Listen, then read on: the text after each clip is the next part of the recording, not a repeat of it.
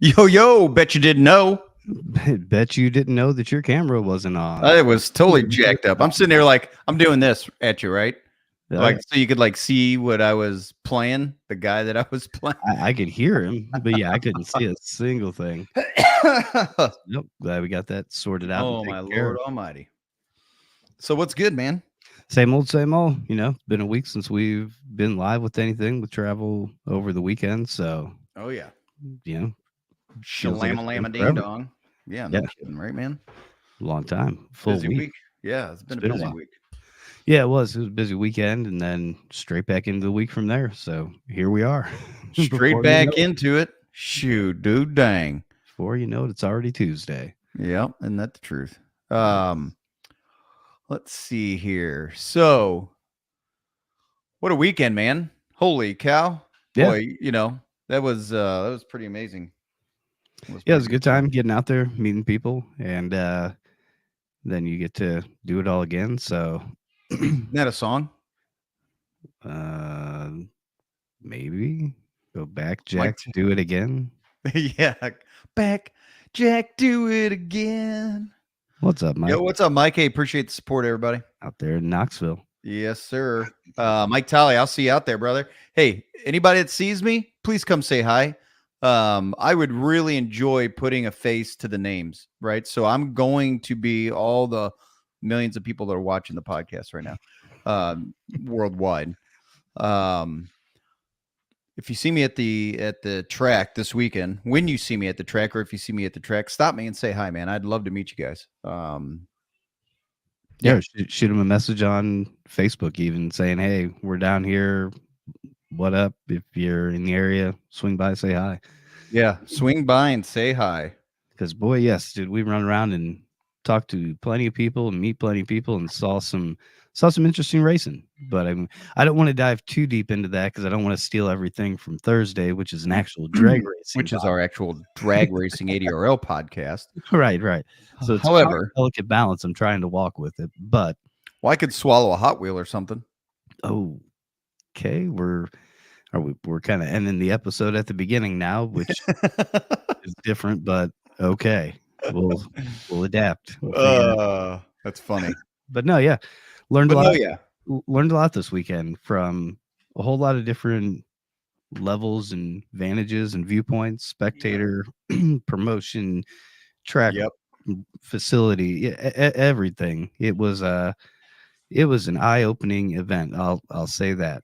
Yeah, it was definitely it's kind of twofold. It's an event that you want to see so you can see the kind of see the potential of the venue, Right. and it's almost something you don't want to see because then you kind of get your hopes up and hope that it turns out the exact same way. So I Yeah. think as long as we manage our expectations, we're going to Mhm. be just fine. Yeah, it's something to shoot for, something to grow into. I mean, Yeah. Donald's been doing that thing it was 15, so he's been doing that at least 15 years, and the guy puts on hell of an event. I'll give him that. God. What's up, Carter? What's up? What's up, Carter?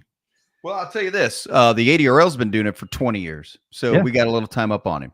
I understand that. And we're the biggest, baddest, No, fastest, record-holding, crowd-attending drag racing league series in the past 20 years. We're yeah, gonna keep it that fucking way. I get you, but boy, it But was we gotta start there. We got a fresh slate, and so we gotta kind of we got the counters wiped down, right? mhm, All of the ingredients have been put away, and we're just bringing the ingredients back one piece at a time. yes, indeed. Yeah, Yep. and without going into it too much, because we're gonna touch again on it Thursday, of course. But Touch you again Thursday. okay, um, um, You're what getting touched again Thursday. yeah, what was it like seeing a 3.5? A 3.5. I mean, I thought it was pretty. I had a whole lot of mixed emotions. Really. One, it was super cool to witness. It's super cool just to see guys go that fast in an eighth mile, right? But I Sure. know that 40s and 30s are just right around the corner. Mhm. When I was in Bradenton at the U.S. Street Nationals, I saw some pretty heavy throwdowns, but there was some consistent 50s, 51s, 52s, and I was just thinking, holy shit, these guys are fast. Mhm. However, it was bittersweet because I know that our Pro Extreme and Pro Nitrous guys are perfectly capable of laying down some super bad times. It's I don't it's like that how all classic from last year. it's that classic radial Defended. slicks debate that'll never end, maybe. Um, we'll just say that. Yeah, But right. we'll just say that that's the classic debate. I mean, radials can do it. Nobody's denying that they can do it. But on the other hand of it, what it takes in order for them to be able to and allow them to do it takes such perfection. And we Well, we saw that a little bit this weekend. well, Um, to that point, Adam, we look at it this way. This light keeps switching, changing room, just kind of going haywire on me. yeah. So to that point, it takes all the right conditions. However, once they have it, they Oh have it. man, You don't need to do it they again had in the year. when they were sticking, when they were finally catching and just going instantly off the line. It was something to see. I'll Yeah, give it that. I will yeah, give it for that. sure. So I mean, it only takes once to set a record, and then you Mhm. got it. Well, I mean, I know historically it takes 3 times during the competition for it to be recorded as whatever. However, Yada yada. semantics. You do it, you do it. If I see it and you do it, You did right? it. Like in my mind, you did it. Hey, good job, brother. Like, you know, consistency though is a different thing. But Tricky. um, it was pretty awesome to see those guys do it. And the other thing that's concerning is the fact that they had a bunch of weight. They're On running top of it, yeah. 50s, and our pro extreme guys, they're light. They don't have any weight. And Mhm. they're running, they're running 55s and Yeah, 56, they're running right there. 60s, So it makes me wonder when are the pro extreme guys going to really step it up a notch? I mean, Maybe in Todd did it. 17 days. Moyer did it, right? Scruggs did it. I mean, And those guys stripped down and nailed it. And those were on, I don't even think they did them on radials. I think those were slicks.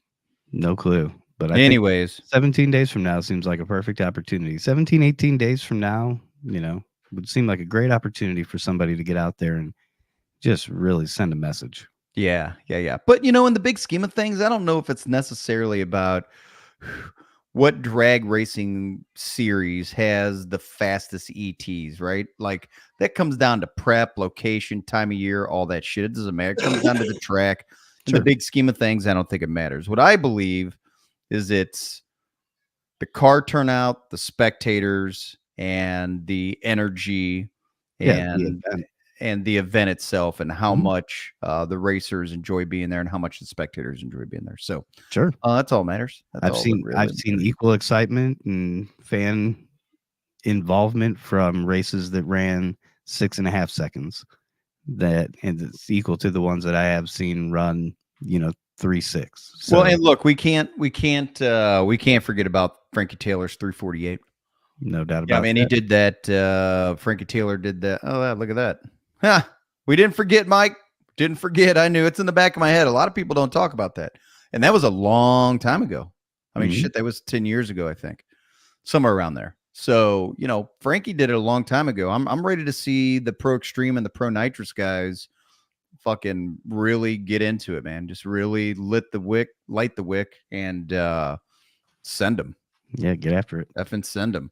I wonder if by adding an inner tube to a slick, if that almost creates the same quasi concept of a radial where the slick doesn't give as much, right? I know it needs to rotate, but maybe the slick tire wouldn't right.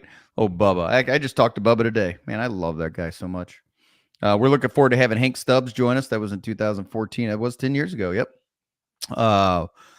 Talked to Hank Stubbs, and it's looking like if everything works out, Hank Stubbs will be out, and Flamhawk, all kinds of guys, all kinds of pro extreme guys, and not to mention all the pro nitrous guys as well. And the SNRA is going to join us for some nitrous goodness. Mhm. But that's just a little tidbit drip. We'll drop on Thursday. Boom, boom, dang. We don't want to get into it too much right now. Sure. This is Bet You Didn't Know. Yeah. I bet you didn't know SNRA is joining us. Yeah, no, now you do. Now They you want to have come one up on the others Hey, from the water's deep. Thursday. Come on, boys. They all know who's It's in fun. there. They know Doug Reister's hanging out in the water. Come play. Oh yeah. Mm-hmm. If you want to run with the fastest, he'll be Literally there. fastest in the world. He'll be there. Mm-hmm. I'm curious to see if we get any turbo pro extreme guys. It'd be interesting. Where are I've been they seeing at? a bunch of turbo cars and things this weekend. Yeah, Moyer had a turbo car. That's what set that record. His wasn't a nitrous car or a blower car. I'm pretty sure his was a turbo car. Mhm. And they're fast, dude. They're fast. So I'm hoping to maybe get some turbos entered into the pro extreme class. Yeah. If they ain't scared, if they're not scared of those 40s and 30s, we'll see what happens. Yeah, technology is always evolving, and it always does it in different little fields, kind of whatever's hot or whatever's getting the funding at that point in time. So, yeah, never know. Oh, Could very well yeah. happen. Oh, yeah. All right. So, should we switch out of drag race mode? Disengage Polestar. Disengage Polestar. All right. Well, All right. this week on Bet You Didn't Know, I'd stumbled across some just weird animal stuff. So I started to kind of dig into that a little bit and see Yes, what they other are. little tidbits of information I could try to find for just odd animal behaviors or interesting animal behaviors. All right, we're going to talk about animals. Bet you guys didn't know that animals have interesting behaviors. Well, I think they probably did, but maybe not these in particular. We'll see. I mean, I knew that my dog growing up ate cat shit. Yeah, a lot of dogs eat shit. I didn't know that. It's not too uncommon, unfortunately. I mean, you don't know that until you have a dog and you watch them eat cat Right. shit. You're Yeah. like, oh, that's an interesting behavior. Yeah, they don't put that in the brochure. I will agree. It's not in the pamphlet. No, not at all. Let's see. So let's start off with penguins. When penguins lay their eggs and are nesting, the chin strap penguins in particular have to stay vigilant almost 24/7 to protect their eggs and keep temperature regulated, everything like that. So scientists wondered how they're able to maintain this 24-hour surveillance without having to sleep. So they started studying their brain activity of these penguins and found out that they end up taking around, on average daily, 10,000 micronaps, averaging 4 seconds throughout the course of the day. It totals up to about 11 hours of sleep that they're catching throughout the day while still maintaining 24-hour vigilance outside of these 4-second blocks. Yeah, I get it, dude. Hey, we're not too far away from each other. We must not be too far away in the animal kingdom, the tree. Hate to be like Jason Byers, but I'm going to bed. Got Carter's a big day pulling tomorrow. a Oh, I love Carter is pulling a Byers. All right, man. Fair enough. It's all good. It's all good. It's an hour later where you're at, so I get it completely. Yes. So, nope. Big day ahead. Catch us on the replay and definitely be there Thursday. We'll catch you then. Yep. And here in 17 days as well. You got it. All right, Carter. See you, brother, man. But yeah, I mean, I think I do that every day. You think you take little micro naps every day? I take micro naps every single day. I'll sit there and I'll be like, I mean, Da Vinci used to sleep in 20-minute blocks every, I think, 4 hours. He would take a 20-minute nap. Yeah. And just keep that going continually. Mm-hmm. And set it, had him firing on all cylinders all the time. But, yeah. And do you achieve REM sleep or anything like that with it? Piece of chicken grease. Do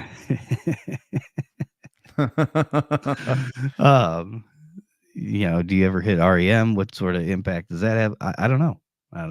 I guess it's possible. I mean, didn't Da Vinci go a little crazy? Wasn't he a little bit crazy? But as an artist and a scientist, isn't that kind of almost what you want? Just that little bit of too far, not too far, but just that little bit of pushing things or seeing things just that little different than everybody else. Reminds me of Salvador Dali, how one of his sayings was, he doesn't do drugs. He is the drugs.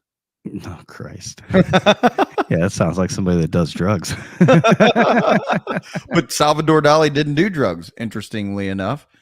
he was the drugs. He said that.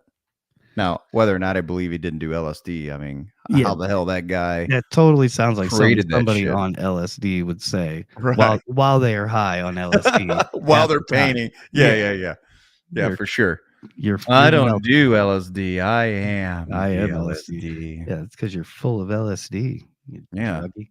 there you are. It's in your blood. Yes, indeed. Let's see here. Finch, which are a Oh, I thought you were bird. going to say zebra fins. I'm like, zebras have fins? That's kind of bizarre. I didn't know No, that. that would be an odd behavior. But no, zebra finch uh, are one of the few animals that try to pad their genetics through mating and a unique reproductive trait that they have.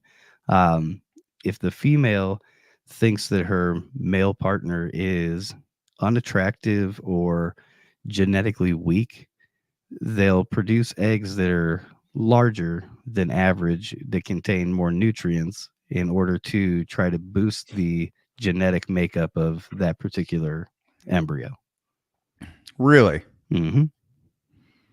That's kind of bizarre It's interesting that that that's even possible. number one that it's possible, yeah, and that I guess number two that they would have to be consciously making that determination and then Right. causing something happen within their body that produces a larger egg. Well, So, it's even if it's subconscious, I guess maybe. well, But I think humans have that ability to do that. It's talking called. about abortion.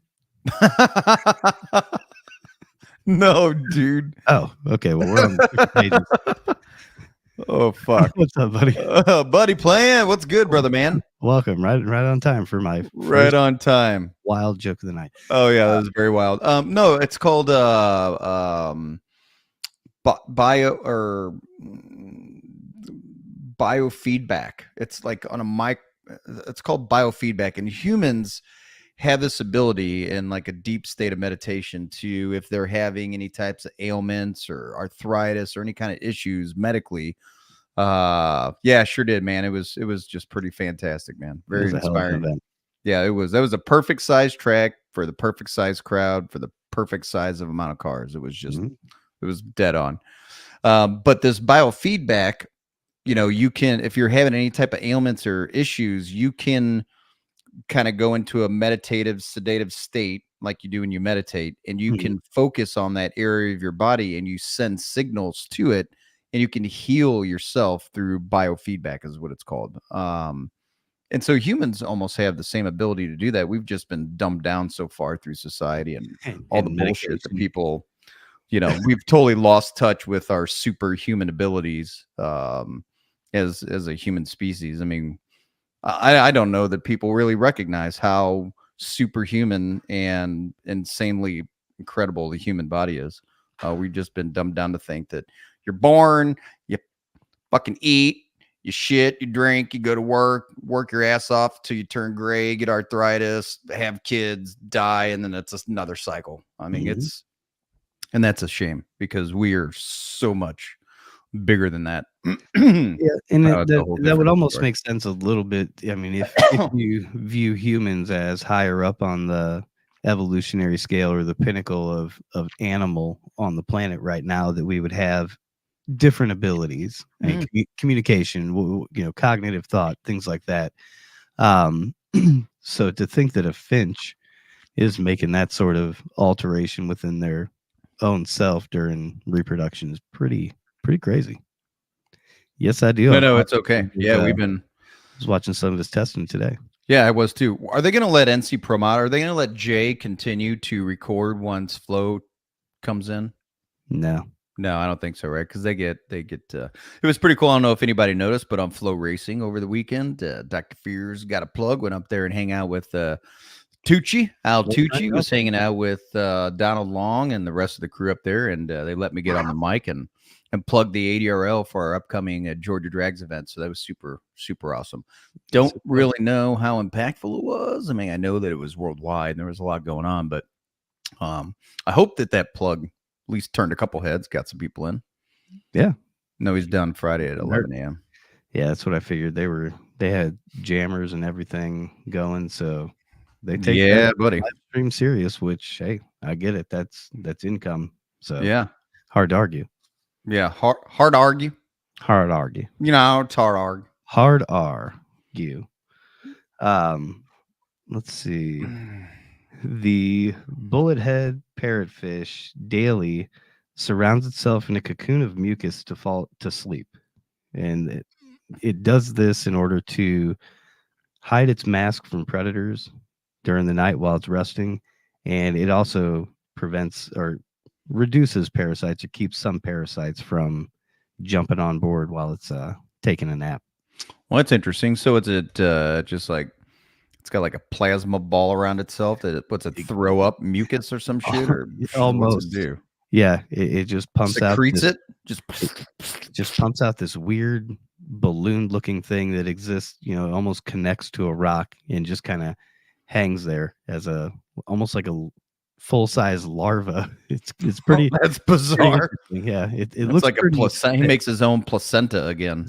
basically, yeah. And it's just kind of a little protective layer of gel that Fish surrounds it. like, oh, what the hell shit there?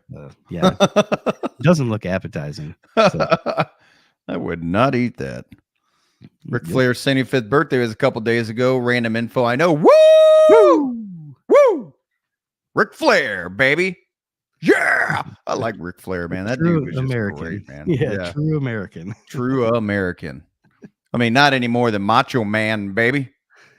Yeah. Yeah. Yeah, Macho Man was definitely quite the character. I you know what, man? I'm grateful that as a kid in the early 80s, I was able to go see Hulk Hogan and Andre the Giant, Macho Man, and Hacksaw, and all the Junkyard Dog and The Barber, $1 Million Man, the Demolition, Iron Legion, Sheik, all the. I mean, that's when to me that was the pinnacle of wrestling.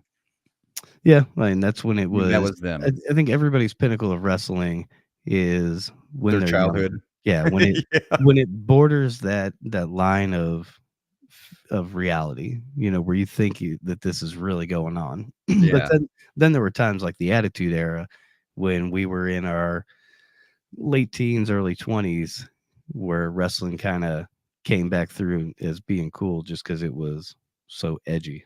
Yeah. At least for the Well, I dropped out of wrestling after WWF. I mean, once it went to WWE or something, I was like, oh, well, that's a ripoff. And I just never watched it past that ever. Yeah. Which is fine because, all my memories are from the greats. I remember Hulk Hogan body slamming Andre the Giant. That was the greatest shit ever. We watched it live. We got to watch it on TV and it was amazing. And I remember being a kid going, oh my God, he body slammed Andre the Giant. Oh, it's so good. I mean, I had a Hulk Hogan poster. I had Hulk Hogan weights. I mean, I had the Hulk Hogan arm band and headband and man. Michael, I have to disagree completely on Lex Luger. Dusty Rhodes, hell yeah. Dusty Rhodes was another classic. Lex Luger was probably British one of Bulldog. the worst wrestlers in history. What an uncharismatic pile of crap. Maybe that's why he was so polarizing. He was so polarizing because Vince McMahon kept pumping him as the next Hulk Hogan because he was losing Hulk Hogan to WCW. So he needed that next guy to step up. So he had Lex Luger painted as this all-American guy. Goes and slams Yokozuna on the aircraft carrier, all sorts of stuff. It goes way back. But I don't know any of that. Up to it. I don't know any of that history. That's good stuff. Give me the Shockmaster. I ended with Jake the Snake and Brutus the Barber Beefcake. Yeah, man, those are the good ones. Back to the Brutus and Jake. I think Jake the Snake. Out of all, to me, my favorites were Hulk, Jake the Snake, and Macho Man. Those were my three out of all of them. Those are my faves. I was a fan of the Hitman, of course. All the classics. But yep, it was a big thing in my childhood. That's for sure. I went to the arena, which has been gone now for 25 years. Yeah, man. To watch it a number of times. Yeah, we saw when it did come through town a couple times when I was younger, and then that was it. Again, after the Royal Rumble, after those, because then they started adding fences and weird shit or something, and I don't know. Wire matches, cage matches, elimination matches. They always got to spice it up. Yep. Yep. But And so that was it. it's still real to me, damn it. You ever seen that old guy crying, talking to wrestlers at a high school gym? It was pretty funny. Really? Oh yeah, he got all emotional and worked up, and they're like, "Hey, calm down, buddy." And he's like, "Oh, I mean, it's still real to me, damn it." Was he a former wrestler? No, Oh, he's just some old guy just that, a dude that had been sitting on his couch drinking beer, watching this shit, and I it mean, just it's no fell in. different than I get it. NFL football. I mean, I guess, yeah, it's the same type thing. I don't know. I'm not gonna get that worked up over another man. Uh, It's crazy. it's funny people smash their TVs over football and realize Yeah. eventually that it's all scripted. Oh yeah, and it was their TV, and they now have to go buy another one. Mm-hmm. The good old days. You've been played. I'm just kidding. I don't know if it's scripted, but I'm like, there's a part of me that believes that. Sometimes it's a work, sometimes it's a shoot. It's just like real life, you Mhm. know. Sometimes a work can turn into a shoot, or a shoot can turn into a work, and we can be worked into a shoot or shot into a work. It's a convoluted mess. What's happening right now? What are you saying? I feel like we're Any talking about. wrestling fans would understand. I feel like we're talking about PDRA rules in the pro boosted class. If Yeah, this, not that, then this. If you have this, then you get that. But if you don't have this, then you need to have that, which requires this. If not that, so you add this to take away from that. If you get this, so you have that. basically what I was kind of going through, I guess. But no, wrestling fans they'll understand it and follow what I was saying. Yeah. All right. All right. All right. All right. Let's move on to the clownfish. Everybody knows those from, was it Dory or Finding Nemo? I don't know. I don't have kids.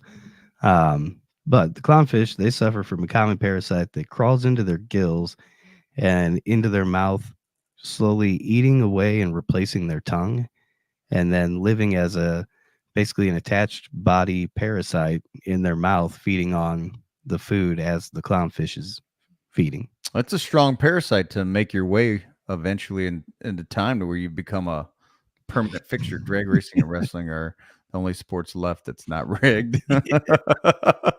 Yep, no controversy, Yeah. talking or anything in those. Yeah, it's weird that it's made its way. It has evolved to becoming a permanent fixture of a living being, right? Like it's that's just actually kind of crazy, man. Well, I mean, it's I've seen it too. Like when they open their mouth, you see it just in there. It looks like a tongue, but it's yeah. Then it's got it's eyes. actually, yeah. It's like, whoa, what the And fuck? another mouth. Yeah. Their tongues have eyes? Wait, what? Nope, that's a parasite that's burrowed its way in, and you wonder from the clownfish perspective, do they know? Do they realize? I mean, obviously, there's nothing I guess they can do about it once it's in there. But I mean, does a parasite necessarily have to be a negative thing? Like, what if it doesn't impede their life expectancy at all whatsoever? And it's as a very matter of possible. fact, what's that? It may not. Yeah, Yeah. I don't know. Hmm. So yeah, it's very very odd, but Just that's like nature. humans and parasites and worms in our guts. Yeah, it's like putting if you want to lose weight, getting a tapeworm. Yeah, the old 1920s shit. Yeah. People still do that though, I think. Yeah, I think more third worldy and things like that. But yeah, I mean, it in some third world places you pick up a tapeworm whether you want to or not. It's not about a diet thing. It's just walking around and living. Well, I know it's like my cousin. He married a girl from Uganda, and they live in Uganda, and so it's actually my cousin's son, so it'd be my second cousin. But him and his wife live in Uganda and California, kind of back and forth. So my cousin Stacy Lee, she goes to Uganda to Africa to visit, and it's a nice part of Uganda actually. It's like a nice upscale, like you wouldn't even think about it. It's interesting, but it's like a nice upscale part of Uganda, believe it or not. And every time she goes, she gets like either E. coli or salmonella or just something, and she can't. Yeah. And every time she goes, she's like, "Well, I can prepare how I want. I hope I don't." But even no matter how much she washes her hands or whatever, It's gonna she gets come it. She across just she just posted she was in the hospital again for a couple days, and she's got salmonella and some other shit that I actually thought was like would kill you, like the plague, but I guess not. They know how to handle it over there. Yeah. Uh, Possibly more proof that octopus are aliens. An octopus cannot see in color, but they can adjust their eyes to be able to see any wavelength individually.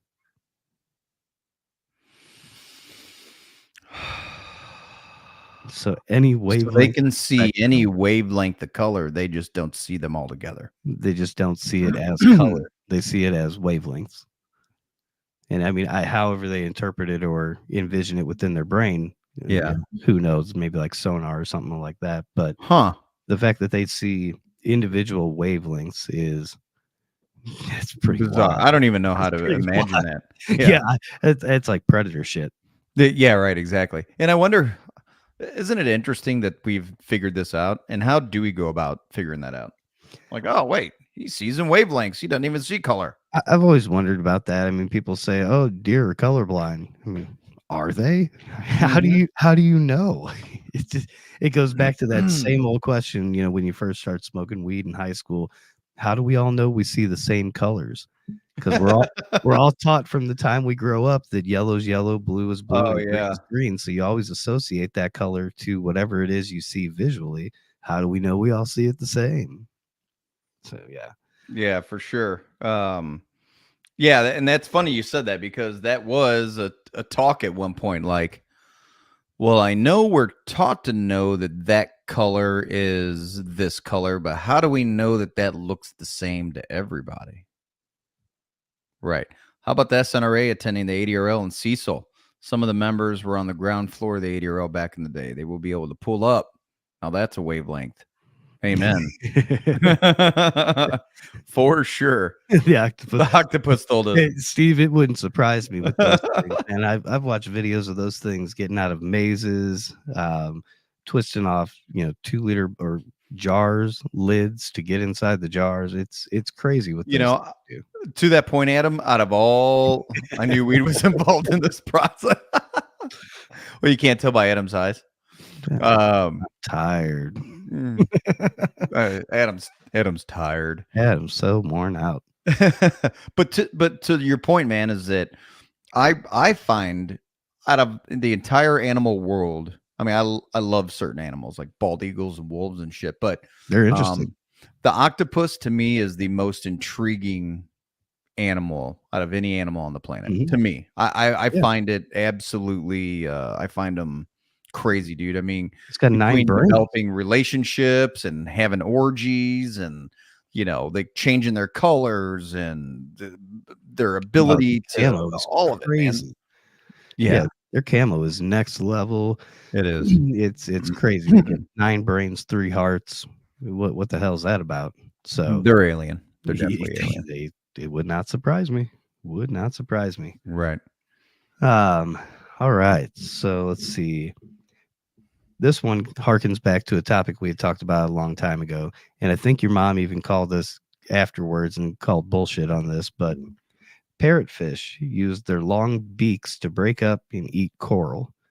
The digested result is them pooping sand. Yeah. A single parrotfish can create up to 700 pounds of sand per year. No way. Yeah, that's a lot of shit. One fish makes One fish 700 pounds of sand per year. by eating coral and That chewing it up is and digesting it. absolutely so then is the parrotfish like an invasive like is that not a good fish or something? Or are they eating like Um, old dead coral? Yeah, I mean, anything in nature has to be kept in check by something. So, Yeah. I mean, the big problem with coral is that these days the water temperatures in traditionally areas that they grow has now risen to a level that kills them off. So there isn't another area that's replenishing or replacing their habitat, so coral is dying off. Right. So from that aspect, it's not good, but that's only because it's been limited because of temperature increase, not because the parrotfish and whatever other fish eat coral are eating coral. So Right. Right. nature always keeps itself in check, and then we kind of throw a wrench in it. Yeah, it's yeah, we tend to kind of like to destroy particular what's the word I'm looking for? Ecosystems. Yeah, well, it's got to be friendly to us. Yeah, or you That's the die. main thing that matters. That's right, or you die. Yes, If we're not making money on your ecosystem, you die. gone. No, that's interesting, and I knew that. I personally knew that parrotfish ate coral, which made sand, and so sand is fish shit and ground up, rock It's and other glass particles, and and yeah, fucking there's all kinds of other other stuff. ways that sand gets Yeah, created and made, but yeah. because we had talked about that before, and because of the fact that one parrotfish shits out 700 pounds of sand per year, that's crazy. I can't. I That's a almost can't number. believe that. Yeah, that's great. It makes you want to get a pool and some parrotfish, start chucking some coral in there, and start selling sand. I don't know. Maybe it'd be the best, most refined sand you ever had. Victor said, "Are we riding the yellow submarine? Let's go Always, racing." Yeah, Adam's always always. riding the yellow submarine. That's right. Still, We all live in a yellow submarine. at least I do. Oh, by the way, Trump won the Michigan primary. Okay. Well, we'll save that for our political podcast. Yeah, Because I don't give a shit. yeah. No, I get it. And so did Biden. Yeah. Yeah. Well, when you put up the best and the brightest, I mean, how can you lose as a country between the two of the best of the brightest that we have to offer? That's all I gotta say. There we go. We wanted to open the political box a little bit. Yeah. I guess I'm just gonna have to keep these things on because I Yeah, don't know how community. to. I'm not sure how to make these comments any bigger, and my balls. Yeah, I don't know if you really can outside of expanding the screen itself or the whole window itself. Yeah. That'll do them just a little bit. Mm-hmm. Mm-hmm. But another fun fact, turkey vultures will pee on themselves in order to help keep themselves cool. And also, the acids in their urine help to sterilize their legs that have been typically standing in rotting flesh for a number of hours throughout the day. Okay, say that again. Turkey vultures will pee on themselves to help regulate body temperature, but it serves as kind of a disinfectant or a sanitizer to their legs that are typically standing in rotting flesh while they're, eating and pulling something apart for hours. No shit. So that's how they sanitize themselves. That's how they do it. Yeah, right. There you go, Steve. We can go down this rabbit hole real quick. Yeah. You're preaching to the choir, my friend. I tell you, I've had out of the military when I got out of the Marine Corps for a few years after that, I had friends, really, really close friends of mine that I helped out that, whether they had the fortitude or ability or whatever it was to persevere in their civilian journey, they did not have that ability. I have to embrace the fact that I was somebody that had the ability to get out of the Marine Corps and have a fairly prosperous life, family, and just in general. So I've helped a lot of veterans myself, man, and a lot of guys that are close to me. Turkey vultures peeing on themselves is better than talking about politics. Hey, freaking men. Hey, freaking men. I know. It's a hodgepodge in here. It's a melting pot, as is our country. Yeah, this has no real template or agenda. We just Speaking get of on which, here where's Tony? to talk. Oh Christ! I saw. They have no buttholes, so they regurgitate their food. Bullshit. Turkey vulture shit.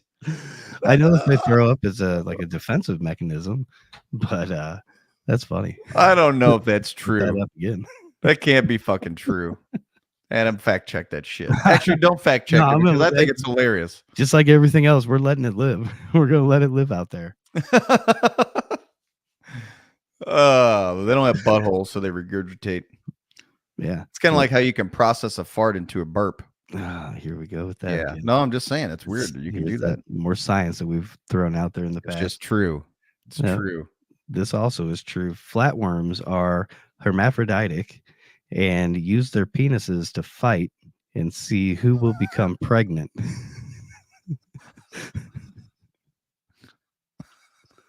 So they have these little sword fights to see who gets So stabbed. they have these sword fights, Yeah, the loser gets pregnant. and the loser gets pregnant. Yeah. Oh, is that how it works? Yeah, because they could both go either way. So whoever gets stabbed with the penis and gets You become infected, the bottom. you now Yeah, become the female. you're now the female. Oh, Yeah, I got you. that's how it's. That's right, bitch. Yeah. Now move over. You're ready. I thought Yeah, that that's weird. just envisioning that sword fight was more humorous than anything else I could add to that story. I'm trying not to force my brain into making some type of visual for that. Yeah, dive in. It's fun. Water's great. The water's great. Shit. All right.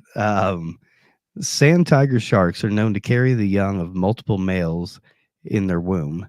While in their womb, the embryos from the same male will try to eat the embryos from other male to ensure that their genetic line is the one that succeeds and continues. I'm totally lost. Okay. So a sand tiger shark female, Yeah. during mating season, she'll take sperm from multiple donors, just like a lot of girls I knew in high school. And by result, she'll end up conceiving by multiple men, just like some girls I knew in high school. Once that happens, and all these, let's say there's 10 embryo in there from 2 different sharks, 5 and 5. Well, each of the side will try to eat the embryos from the other side so that their 5 will survive and their genetic line will survive and the other will die. Oh, it's like warriors in the pouch. Yeah, in the womb. Come out and play. After the old sword fight. Make me a sandwich. Yeah. You make me a sandwich. And I go clean up our little sand hole over there. Yeah. Make me some food. That's interesting, dude. Yeah. It's a little survival of the fittest, or just ensuring that genetic line. That's important in nature. I mean, yeah, I agree 100%. I think humans should do that. Let's weed out the dumb by getting the shit beat out of them to death. Okay, it's a theory. Yeah, I mean, but look, it takes, you got to have brains and brawn, right? I mean, I think you need the brawn to protect the brains. You need the brains to help. I think it's kind of one or the other, or you find a happy mix. Yeah, you got to have them both. Well, male dolphins have to have it as well, and in fact, male dolphins have been observed in nature wrapping eels around their penises in order to masturbate. What the fuck, man? They've also been witnessed humping dead fish and dead whales, but wrapping eels around their dicks was a whole lot funnier. No.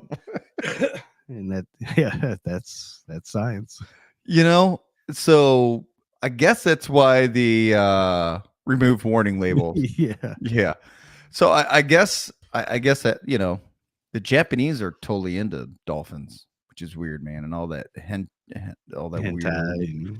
Weird. I lived in Japan for a couple years, actually. Yeah, they had a whole lot of weird. They got kinks. They got a whole lot of weird bestiality shit with fish going on. Okay. Dolphins and chicks. It's really weird, dude. It's really weird. Right. Yeah, that's what I said. I was like, oh, okay. I mean, I've seen dolphins humping chicks on docks and stuff like that before, and they're pretty sexual. They're a sexual, they're a pretty sexual animal. They're super smart. The U.S. Navy used SEALs to send messages. They're intelligent. Yep, I will give them that.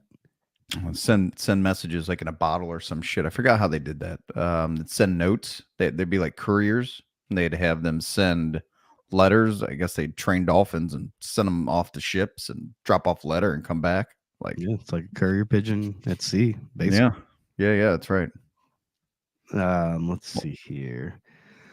That is all the fun animal facts I have, but I did find one fact, because I don't know, I think we've mentioned it before, talked about before, how the United States doesn't use the metric system. And bet you didn't know that pirates are partially to blame for that. It does make you go blind. That's what science said. Science and my mom say. I think that Steve and I are somehow related somehow, man. Like he we're it's funny. I swear to God, it's like my uncle, my dad's brother, being on here with us. It's fucking. They look the same. They say the exact same shit. It's awesome. Sorry, go ahead. Nope, you're fine. I'm just saying the pirates are partially to blame why the United States never adopted the metric system. Um, Pirates. yeah, Blame the pirates. yeah, you could. In 1793, Joseph Dombey set out across the Atlantic to supply Thomas Jefferson with a metal rod measuring 1 meter and a cylinder of copper weighing exactly 1 kilogram. Um, Unfortunately, in its journey, the ship was ransacked. The items were stolen and auctioned off or sold. By the time the replacements were made and resent, Jefferson was no longer Secretary of State and no longer had the inside ability to be able to push that system through like he wanted. Really? Mm-hmm. So we had our normal system, Mm-hmm. but Jefferson was trying to push the metric system. Right, since the rest of the world was basically using it. So Gotcha. yeah, he was going to, as Secretary of State, he was going to try to implement that through. And you always have to have a basis or a standard of measurement in which to start off from, and those were going to serve as the official standards of measurement. So when they got ransacked and sold, he didn't have the measurements to start off from, so you can't implement a process where you don't have a control start. So while they were manufacturing the new ones, he's no longer Secretary of State. Bam. That was it. Now we're measuring in feet. That was it. Huh. Well, how about that? My dad was a Rolling Stone. Anything is possible. Yeah. A pirate, not an alcoholic. Isn't that the truth? Pirate had a steering wheel around his Johnson at the whole house. And I was asked, what's that? Drives me Drives me nuts. It drives me nuts. Oh God, that's funny. Yeah, that's funny shit, man. Yeah, it's just some fun little facts of things that we would not have known before. You know, I'm pretty certain that a majority of our founding fathers that wrote the Constitution, had a part of the Constitution, were under 30 years old. I think there's a fact about that. Like, I think there was like only one person that was over 30 years old. Like everybody at the time was under 30 years old. Yeah. Our founding fathers. Like, put that in perspective, how far we've regressed. You know, there's a time when you were like a man at 13 and 14 years old. Right. Now you're like fucking 25 sitting home playing video games, not doing shit with your life. What the fuck is going on, people? Get a grip. We've got so much more life to achieve things now. Yes, Ric I Flair am. drip. What's that? That sounds horrible. I don't want that. Yeah, it's a ravaging STD. The Ric Flair drip. Woo! Yeah, that's what you say every time you pee. Yeah, right. Oh, that's how you know you have it. Exactly. Anytime you're out at a restaurant or at a bar, you hear something in the bathroom. Woo! Yeah, it's like, ooh. No, well, he's got the Ric Flair drip. Yeah, it's styling, profiling. What is the Ric Flair drip? It's I think it's more reference to His style. clothes. Style clothing. Oh yeah, his suits and shit. Yeah, being all decked out. I used to be that way up until like 2 years ago. It's kind of like you spent so long wearing suits and shit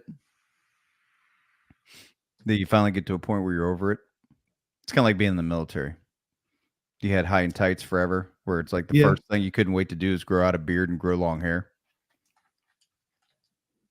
Hell yeah. Cannabis just released. Cannabis. I got nothing wrong. I have no. I'm pretty sure I spent 80% of my life smoking cannabis. I don't anymore. However, I tell you, it's a great alternative, especially for all the veterans out there that are. Look, guys, don't take the pills. Don't take the shit the government gets you. Any of my veteran friends that are watching this shit, meditate, smoke some reefer. You'll be just fine. Don't take the pills. Don't fucking do it. Don't do it. This has been a PSA by Ryan Fears. That's right. PSA by Dr. Fears. Don't take the pills. Smoke reefer. Meditate. Yeah, I need to get that Cold plunge. The more you know thing to pop up now. Oh yeah, that's a good one. Back when I was producing the episodes and put that kind of stuff in after the fact, that would have been a perfect thing. Great advice.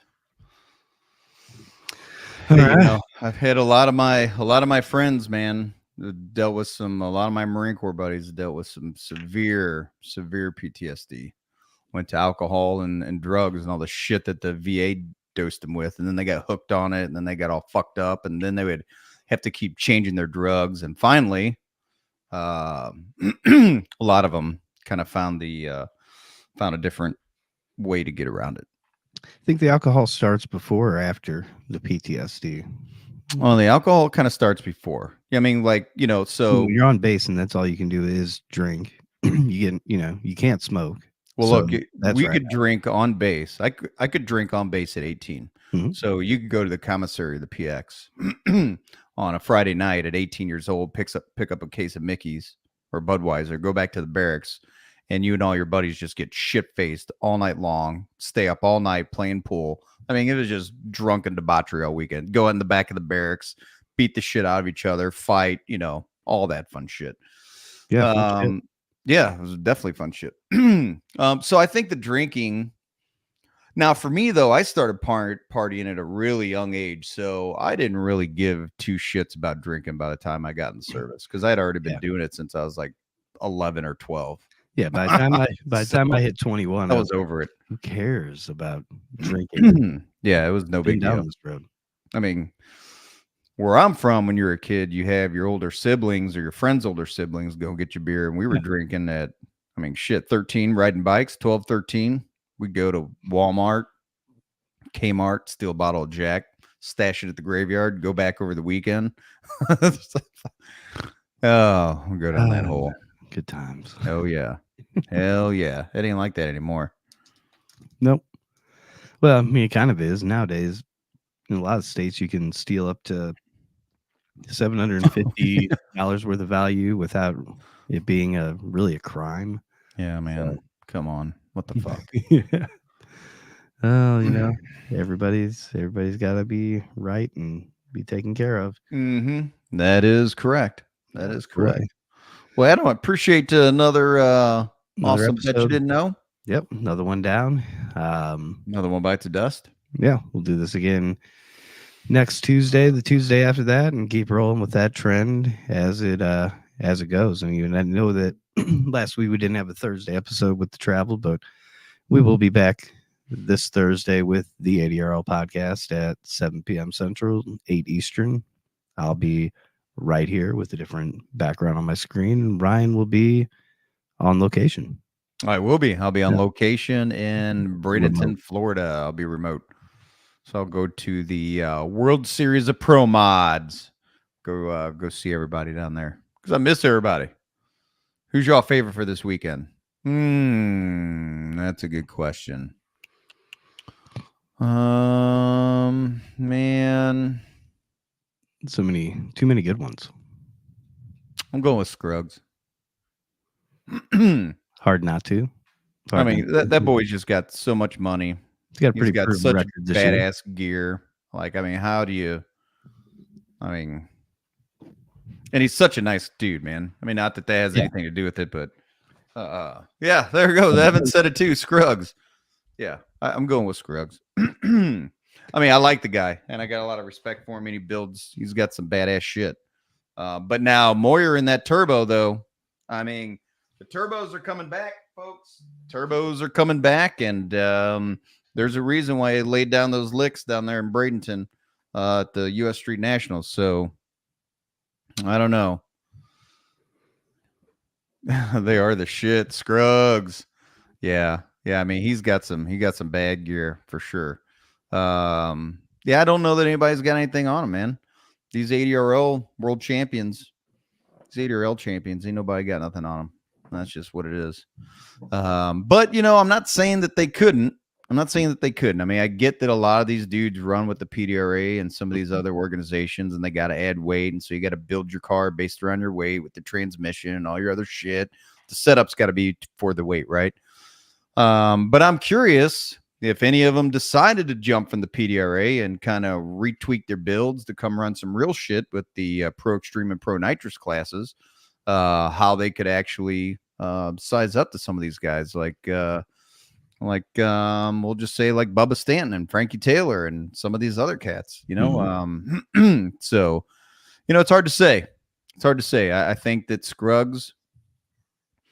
I think the I know, Steve. I know, man. I knew. I was waiting for somebody to kind of poke that one, right? Yeah, I know, Steve. I know, man. Lord help me. I know, man. But look, the bottom line is that I think there's a lot of great technology out there. Guys are getting more creative, and I think that there are some people that can really kind of lay down some killer ETs and hang with Scruggs and the rest of the guys, you know. But I'd like to see them all strip their shit off and come run with the 80-year-old. Bottom line, let's come do some real outlaw shit. I want to see some 30s, you know. I want to see some 30s. I know they could do it. I know it's out there. I know that it's out there. You know, but for whatever reason, they want to slap a bunch of weight on it and go slow. So that's cool. Because if you ain't first, you're last. I'm Stanton, Scruggs, or Frankie, or Brandon Pez. Who knows? You know what, Mike? You're 100% right. And that's the beauty of it. Anybody's got a shot on any given day because there's so many different variables, so many factors that go into it. You know, from a mechanical standpoint to a personnel standpoint to a driver to the weather to the track to the left lane to the right lane. Everything has to be in it for everything to go right. Just like we saw over the weekend. So, you know, who knows who's got those factors and at what point in time. It's almost like a UFC fight to where anybody and everybody in the fight has a fighter's chance because, shit, somebody could go down in the first round. You never know. Yeah, I think it's funny seeing these street outlaw guys go down there and try to hang. I think it's funny seeing the street outlaw guys go out there to this World Series of Pro Mods and think they're going to compete. They're not going to compete, man. I mean, they're building some pro mod cars to be able to give it a shot. So I mean, they are, but I mean, how many talking people about are going to compete right in their first year of a particular class or car? I mean, I hope they do well. I hope they come in and they do compete, like Justin Swanstrom. I mean, this kid's really made a name for himself over the past 10 years, and he just built his pro mod Blood Money. And not to plug him up right here, but you know, he's got a good following and. You know, I think he's eager. He wants to. So true. Last 32 cars. What would that say? So true. Last 32 cars. Just how anybody and everybody can have a chance. Yeah. So, you know, I mean, I hope that Justin does well. I hope that everybody does well, right? Because if everybody's doing well, it's that much more competitive. And it's just going to push it. It's going to make it more exciting. It's good for the industry across the board. It's just like with baseball. You know, Mark McGwire was on the Cardinals when he had his career home run season. Right. But, you know, Mark McGwire goes down in the record books for the home runs, not the Cardinals. I mean, it says he was on the Cardinals. So same with any series that anybody runs and it's drag racing. It's drag racing. The series that it's with is, you know, just almost like the baseball team that they were playing on. Yeah. It's all for the same sport and it's all for the same good. Mm-hmm. Yeah, it is. It really is. And it's good for the industry, right? And, you know, they were a joke at Ducks races. Yeah. Yep. I know. You know, it makes me wish that I had a pro mod, man. I want to get into drag racing. I've always dreamt, this might sound horrible, that I am the owner and new promoter of the American Drag Racing League and have never been down the fucking track in a car. It's something I've always dreamed of doing. I was a poor ass kid. I had an old beat up 66 Mustang that I thought was awesome. And I used to go race on the streets down the river roads by my house. But I have no money. I couldn't go drag racing. But I've worked myself into a position at this point in life where I have the ability to potentially do it. And I would love to do it. I would love it because I'm competitive. I love the adrenaline I love going fast. I mean, I have a 1970 Cutlass with a blown 454 sitting in my garage, and I get it in every once in a while. I go out in the middle of nowhere, and I just lay it down as hard and fast as I can, and it's fucking great. Well, But it's just me, and I'm not racing anyone. I'm not doing anything stupid. You know, God forbid I kill myself, but it's like my own personal roller coaster. However, all I can say is that the owner and creator of the Fender guitar never learned how to play guitar. Yeah, that isn't the case with Les Paul, though. Well, no, but I didn't say it had to be. I'm just saying that you don't necessarily have to be within the exact field that your business is in, or yeah, no, I got you own it doesn't mean you have to race in it. No, I got it. Know my feelings on it. Doesn't mean that I haven't had to have raced before. I did grow up street racing, and all my buddies had fast cars. Get Larry Dixon to give you a ride in his 2-seater Top Fuel. Well, that would be super bitching. I mean, I'm in. Look, I'm the kind of guy that's scared to death of heights and will intentionally jump out of a fucking plane. Why? Because it's absolutely terrifying. And when you're already scared of heights and you actually land on the ground, the level of dopamine and adrenaline that's running through your body, that your little body is just pumped out, is the biggest rush on the planet. Just like bungee cord jumping or anything like that. It's super awesome. So I'd love to. I know Adam says it's a conflict of interest if I have a race car and run in the ADRL. What are your guys' thoughts? Would you guys be opposed as long as I didn't fuck with the rules? I didn't mess with the rules. And I had my own class. Not my own class, but I had a class I could compete in. Yeah, there you go. When you have to go making your own class, break, shit like that. No, shut the fuck up. That's not what I'm saying. No, I'm not saying create my own class. I had a window. I had to jump through it. I know. I got it. What I'm saying is if I had like an all steel, all glass class in the ADRL that I could run my car in, or a foot brake class or something. I'm not saying I'd win. I might suck. I might get the shit kicked out of me every single time. But you know what? It'd be fun as hell, and I'd love to do it. And if I'm putting on 5 races a year, why in the fuck would I want to have my own race car and run in my own events? You know what I mean? And I have to get a couple more people on the team, since you won't be doing the things that you would be supposed to be doing, and now I would have to be doing that much more. So I'd be like, Adam, I've got to go. I'm getting called to the staging lanes, bro. I need you to take over, man. Okay. Anybody want to help me build a car? I don't even know how to work on it. You know, I could pull it. I could get a truck and a trailer and I could pull it. There we go. I could do that. But I don't have a crew. That's half the battle right there, you know? Maybe I just need to focus on promoting the events first. Yeah. Let's I mean, we got 7 thing at a time. Our first event. Let's get that under the belt, and then maybe I'll use do your deal. Love you, Steve. Thanks, man. Maybe I'll use the Cutlass as a pit vehicle. Yeah, that sounds perfectly logical and economic. Maybe I'll just tow it around. That'll be my pit vehicle for the ARLs, my Cutlass. Yeah, there we go. Yeah. Makes a lot of sense, Piers. We don't have anything else we would need to tow to an event aside from your car. You're so right. This is this is where ideas happen, is the Tuesday night Bet You Didn't Know podcast. Can't kids dream, man. Can't guys dream? You know, I just want to dream about it. Oh, I hear you. It's like being Adam's like my old lady trying to bash my dreams. Like, I'm just talking about it. You have to like dissect it and kill it. Like, no, that won't work. We're not dragging it to the races. Okay, man. That's what I do. It's my job. Reality check. Bring it down. That's right. Bring it down. I'm the anchor. All right. All right. Appreciate you again. Everybody, appreciate you guys joining in. We will see you Thursday. Join the ADRL podcast Thursday nights. I will be in Bradenton from the hotel room, and Adam will be in his command station in the west wing in the basement of his palatial estate, however you want to call it. That's what I say. Maybe someday you should take the camera off and go walk around. I don't know if we have enough time in a podcast for you to show off the fucking crib. Enough cable, yeah. I don't even know if you can make it across the hall. Yeah, it's gonna be tricky. It's a big room. I mean, I've got it well sound padded so you don't hear all the echo. Well, aren't you in the closet? You essentially have the closet padded Hey, up. what podcast is this? Where we call me out? Wait, what We're gonna save that for like a Patreon episode, sort of behind the paywall shit. Oh my gosh.